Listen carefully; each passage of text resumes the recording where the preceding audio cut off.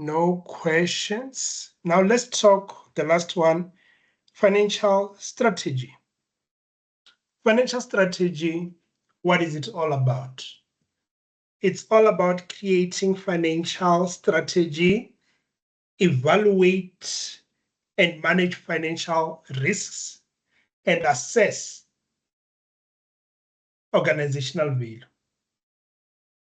So yeah, let's just look at the breakdown. 4 sections again. But unlike P3, there's something that stands out here. Valuations. So business valuation, there we are talking about valuation as we know it, as well as M&A. Business valuation accounts for 40% of our syllabus. And then financial risks, these are your what? These are your currency risks, these are your interest rate risk, these are your liquidity risks playing right there. Then sources of long-term financing, these are source of capital, cost of capital, and capital structure there.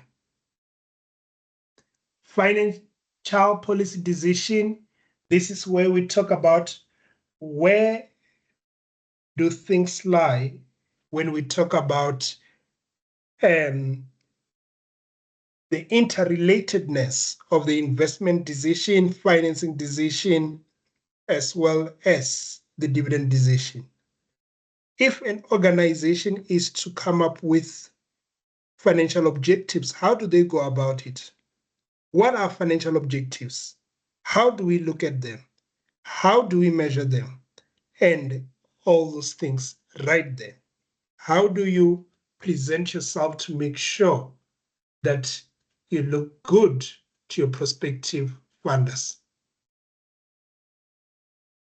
Right.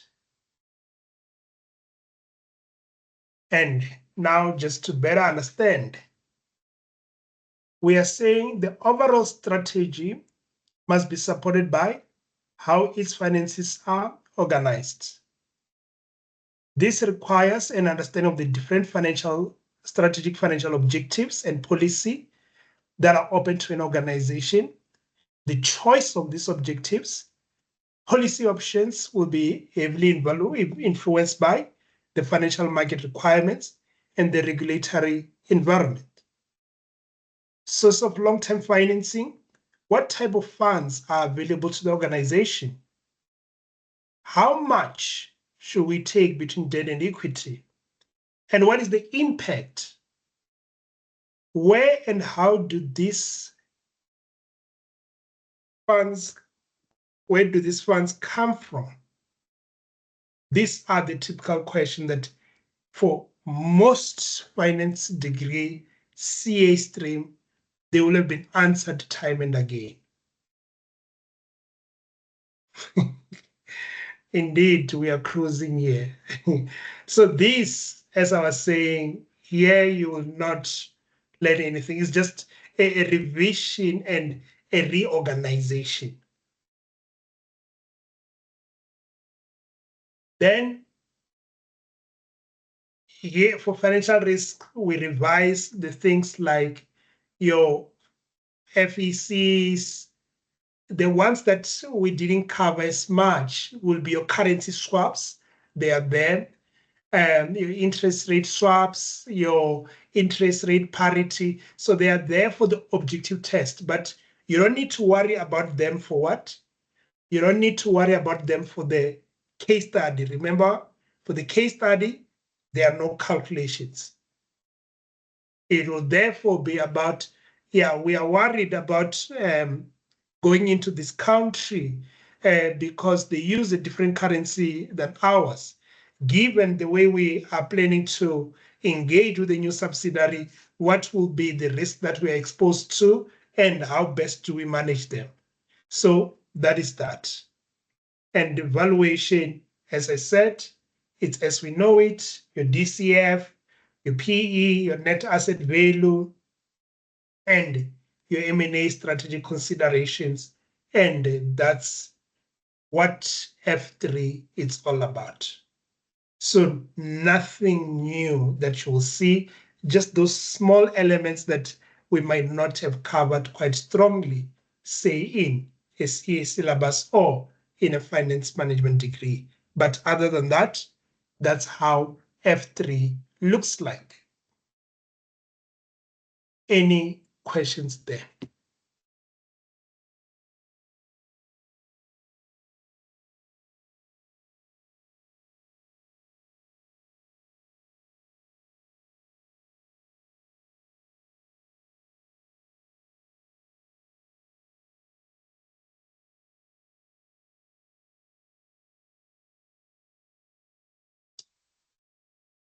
Right, and that's it. So that's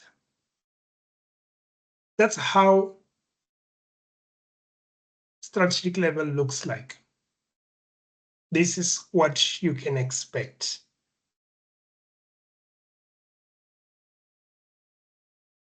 This is what you can expect. Any questions before we call it a night?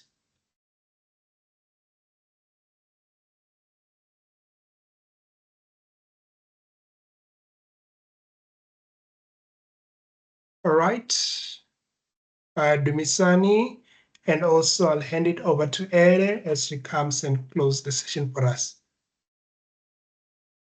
All right, Yeah. Dumisani, good evening.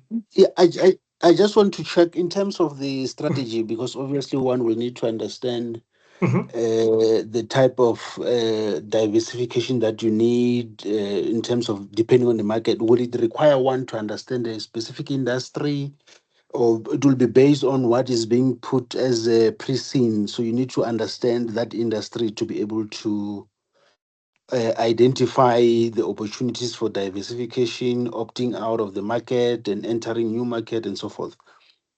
Yeah, all right. So now that's a good question. So in the next couple of weeks, our focus will be for you to have the tools to answer that question. In other words, what you are essentially asking me, it's one, how do I evaluate a strategy?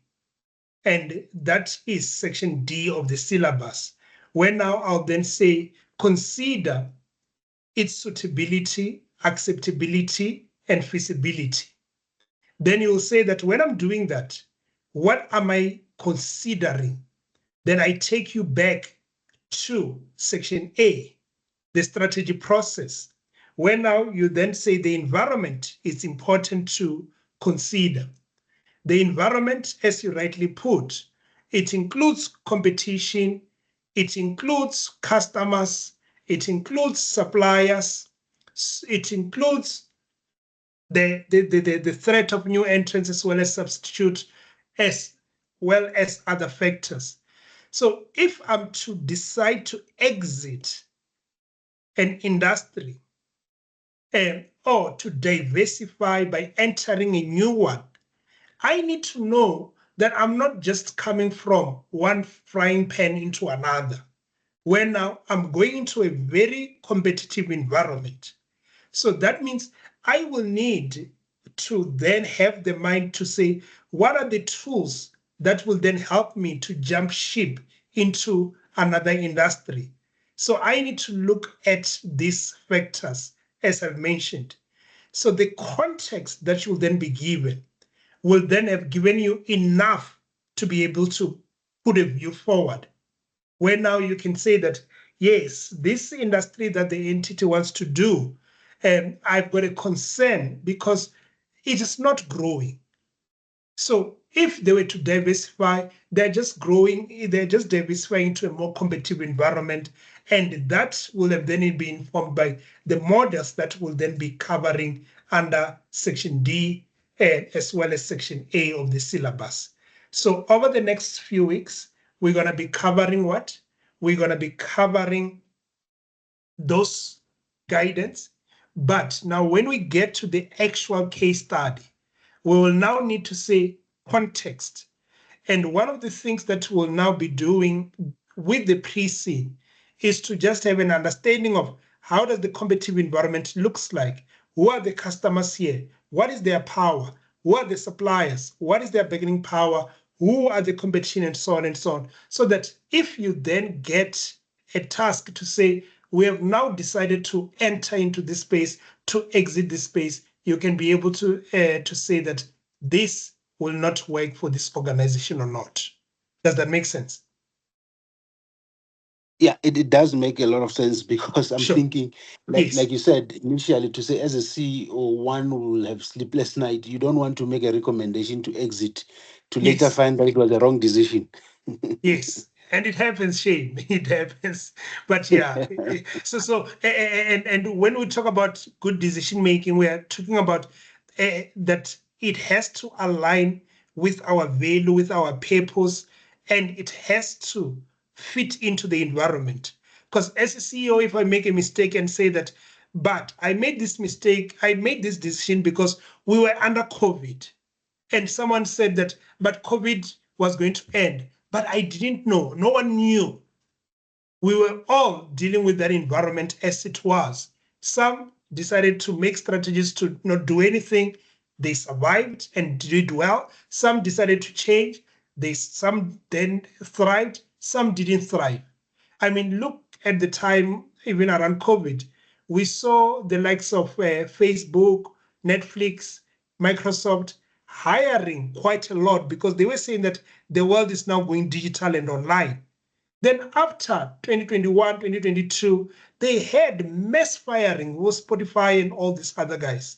And it was just a matter of that we took a view that this thing was going to last a couple more years and we invested. Now here we are realizing it was a mistake. Now we need to fire out people. So that's just the reality that even the best of those guys, and you can imagine the kind of consultants they've got, that they are some of the brightest minds and costing millions and millions of dollars, but they still get such things wrong. So CIMA will not necessarily help you avoid making bad decisions, but it will help you to make decisions you can defend. Maybe let me put it that way. Correct. Thank you. Sure. All right. Thank you. And then you can take it from here. Thank you so much.